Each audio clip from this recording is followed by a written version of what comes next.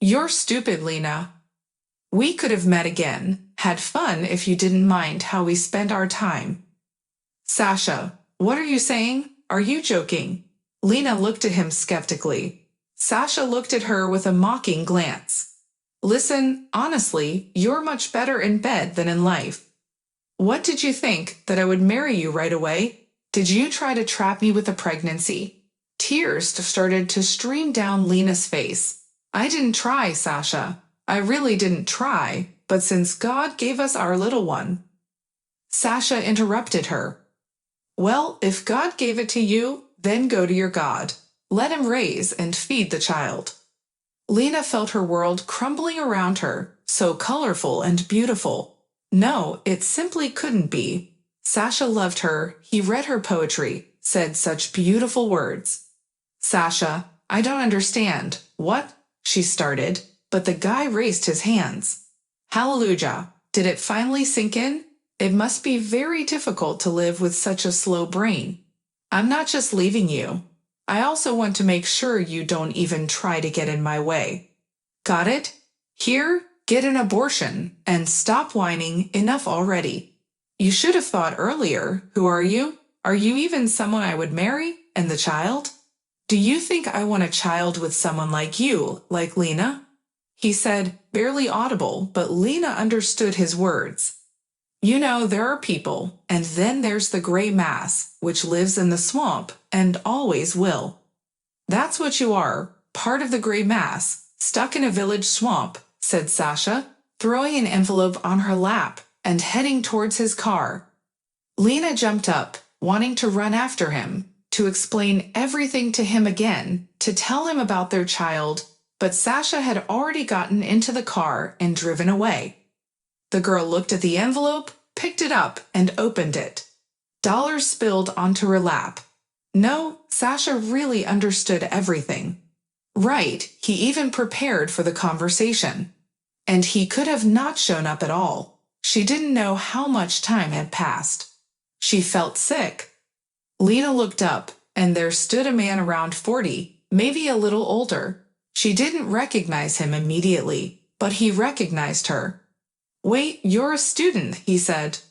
Oh, sorry, I didn't recognize you. Excuse me, I'll go.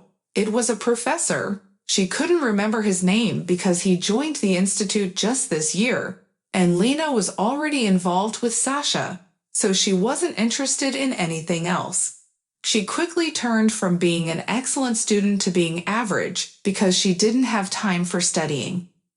She stood up, took a few steps, and almost fell. The man managed to catch her. No, this won't do. Where do you live? He asked. In the dormitory, yes. It's the other end of the city, she replied. He looked at his watch. Yes, the metro is not working. Here's what, my dear girl, let me treat you to some tea. You're freezing. Honestly, Lena had no strength to resist, so she obediently leaned on his arm and suddenly remembered his name. Thank you, Nikolai Ivanovich. You remembered, huh? Well, that's good. What's your name? Lena, Elena. Well, let's go, Elena. My house is just over there. Lena looked around. The apartment was beautiful, not extravagant, just beautiful. Everything was in its place. Paintings, throws on the couch, heavy curtains. It was like stepping into the Middle Ages. Nikolai Ivanovich cleared his throat, correctly interpreting her gaze. You know, when your home is cozy, you don't feel loneliness as strongly. After mentioning loneliness, tears started to flow freely down Lena's face. Nikolai was taken aback. He understood, of course, that something had happened to the girl, most likely a failed love affair. Well, what else can happen at that age? But she cried so bitterly, as if life had ended. The younger generation had such intense love. And if not, perhaps the girl really lost someone. Anything is possible. He quickly sat Lena down on a chair. Let's have some tea. When Lena took her first sip, he asked, Elena, what happened to you after all? You don't have to tell me if you don't want to, of course, but based on my experience, It becomes much easier when you talk about it. Lena looked at him and started talking, and she felt that it really became lighter, only she was getting more exhausted. By the end of her story, tears were freely streaming down her face. Nicolay decisively helped her up from the chair.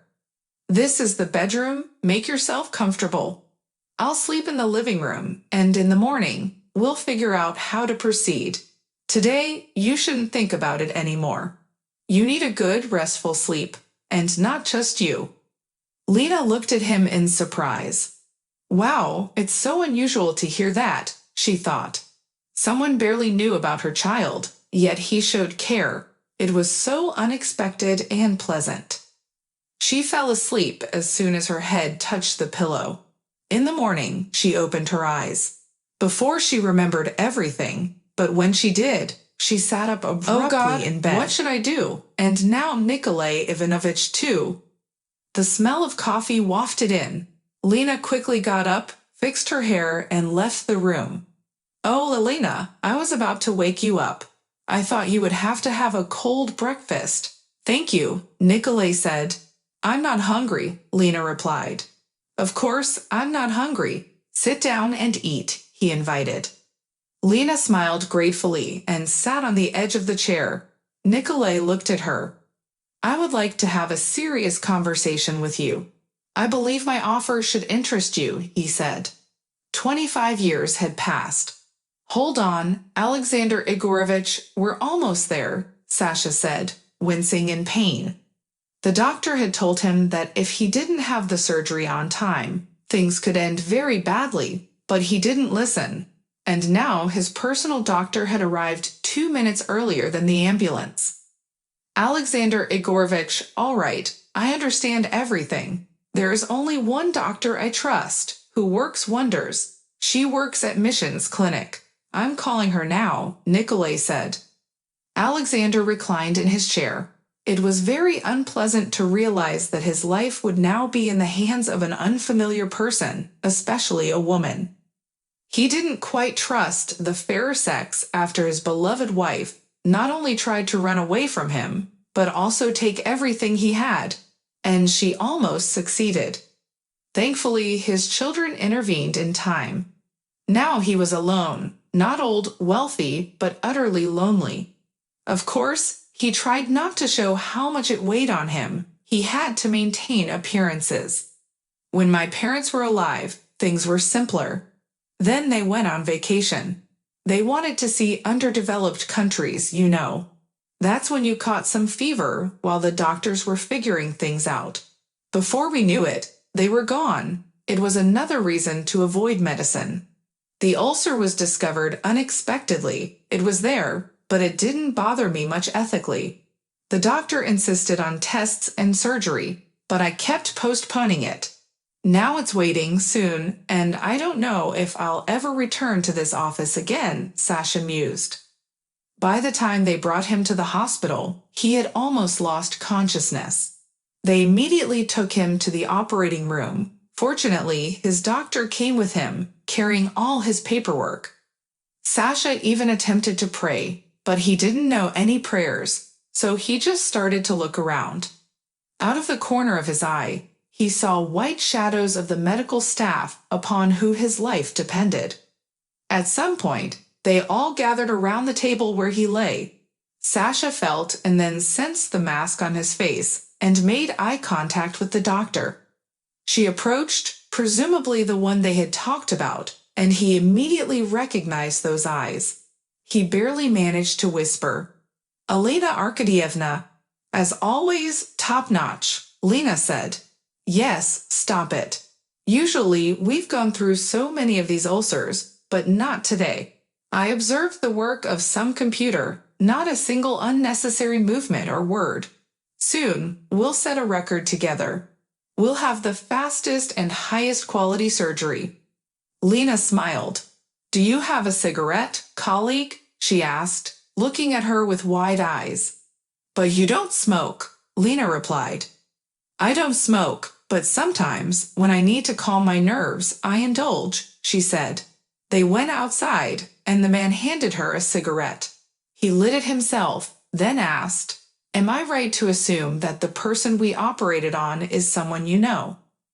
"That's right, I hated him for many years. But it shouldn't have been you operating on him. It shouldn't have," Lena said. "Lena, I urgently need to go to work abroad.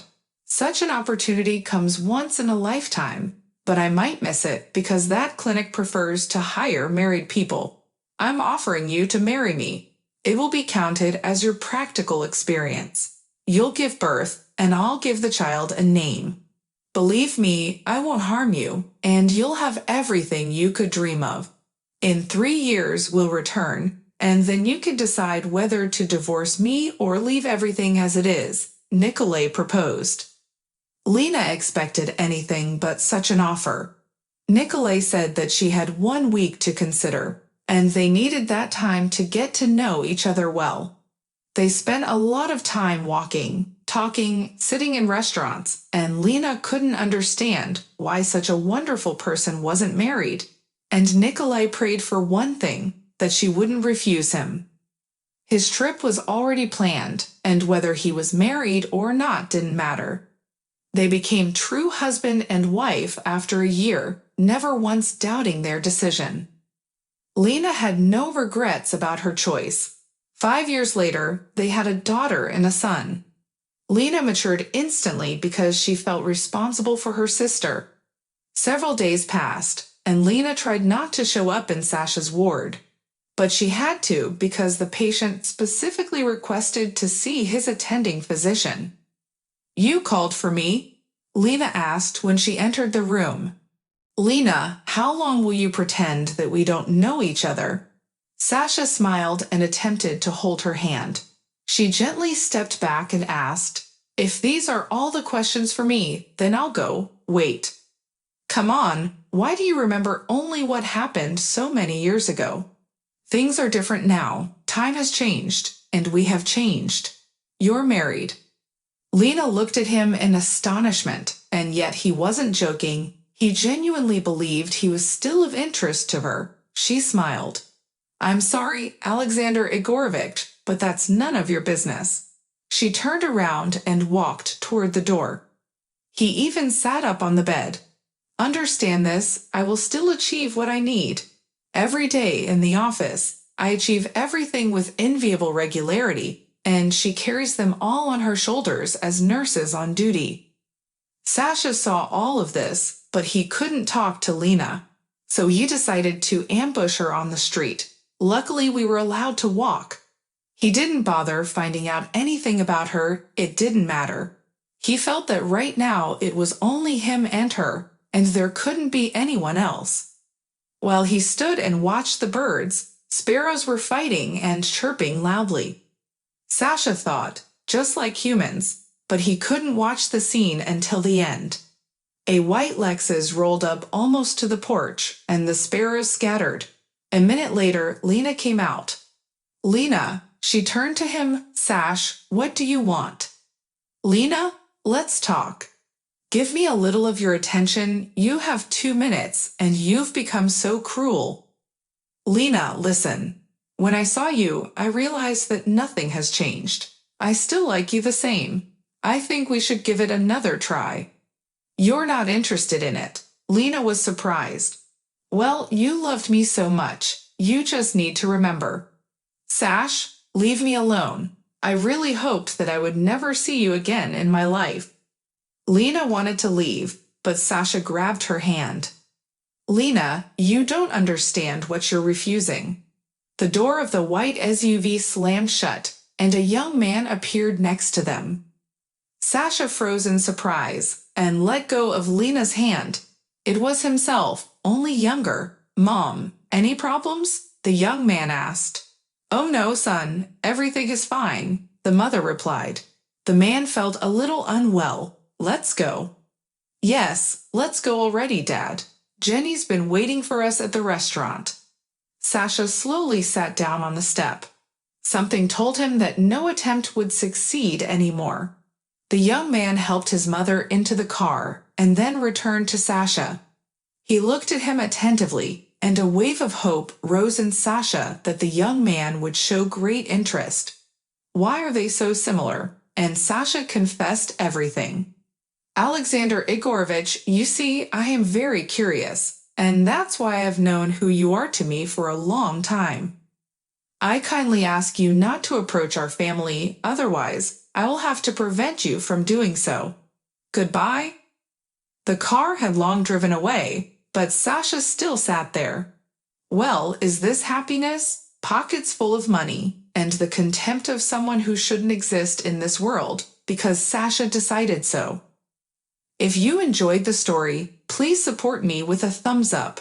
It's just one action for you, but it means a lot to me. Goodbye.